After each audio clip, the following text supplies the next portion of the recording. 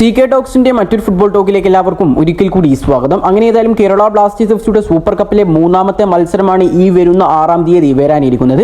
ബ്ലാസ്റ്റേഴ്സിന്റെ എതിരാളികൾ എന്നുള്ളത് കരുത്തരായ മുംബൈ സിറ്റി എഫ് സി തന്നെയാണ്. മുംബൈ സിറ്റി എഫ് സി ഈ ഒരു സൂപ്പർ കപ്പിൽ ഒരു വിജയവും ഒരു തോൽവിയുമായിട്ടാണ് കേരള ബ്ലാസ്റ്റേഴ്സ് എഫ് സിയെ നേരിടുവാൻ വരുന്നത്. അതേസമയം കേരള ബ്ലാസ്റ്റേഴ്സ് എഫ് സി ആണെങ്കിൽ 2 മത്സരവും വിജയിച്ചു കൊണ്ടിട്ടാണ് ഈ ഒരു മത്സരം കളിക്കാൻ വരുന്നത്. ഇനി ഈ ഒരു മത്സരത്തിൽ ബ്ലാസ്റ്റേഴ്സ് ഇറങ്ങാൻ സാധ്യതയുള്ള പോസിബിൾ ലൈനപ്പ് പരിശോധിക്കുകയാണെങ്കിൽ 4-4-2 എന്നുള്ള ഫോർമേഷനാണ് ഞാനിവിടെ ഇംപ്ലിമെന്റ് ചെയ്തിട്ടുള്ളത്.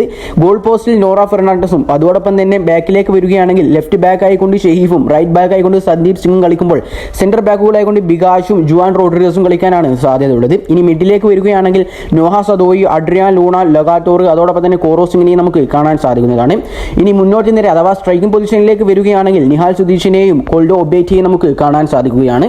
കഴിഞ്ഞ മത്സരത്തിൽ കേരള ബ്ലാസ്റ്റേഴ്സിന് വേണ്ടി ഒരു മികച്ച പ്രകടനം നടത്തിയ ഒരു താരമായിരുന്നു കോൾഡോ ഒബേറ്റിയ എന്നുള്ളത്. ഇതിനോടൊപ്പം തന്നെ ഈ ഒരു സീസണിൽ അദ്ദേഹം 3 ഗോളുകളും ബ്ലാസ്റ്റേഴ്സിന് വേണ്ടി സ്വന്തമാക്കി കഴിഞ്ഞിട്ടുണ്ട്. അതോടൊപ്പം തന്നെ എടുത്തു പറയേണ്ട ഒരു താരമാണ് അഡ്രിയാൻ ലൂണ എന്നുള്ളതും. അഡ്രിയാൻ ലൂണ നമ്മുടെ ആ ഒരു പഴയ പ്രൈം ലൂണയിലേക്ക് വീണ്ടും തിരിച്ചു വരുന്ന ഒരു കാഴ്ചയാണ് നമുക്ക് കഴിഞ്ഞ ദിവസത്തെ മത്സരത്തിലൊക്കെ കാണാൻ സാധിച്ചിട്ടുണ്ടായിരുന്നത്. ഏതായാലും ഈ ഒരു മത്സരത്തിൽ നിങ്ങൾക്ക് പോസിബിൾ ആയി തോന്നുന്ന ലൈനപ്പ് തീർച്ചയായിട്ടും താഴെന്ന് കമന്റായി രേഖപ്പെടുത്താൻ ശ്രമിക്കുക. അതോടൊപ്പം തന്നെ ഈ വീഡിയോ ഇഷ്ടപ്പെട്ടു കഴിഞ്ഞാൽ തീർച്ചയായിട്ടും എല്ലാവരും ഒന്ന് ഈ ചാനൽ സബ്സ്ക്രൈബ് ചെയ്യാനും വീഡിയോ ഒന്ന് ലൈക്ക് ചെയ്യാൻ കൂടി ശ്രമിക്കുക. അപ്പോൾ മറ്റൊരു വീഡിയോയുമായി ഞാൻ വീണ്ടും വരുന്നവരേക്കും എല്ലാവർക്കും ഗുഡ് ബൈ.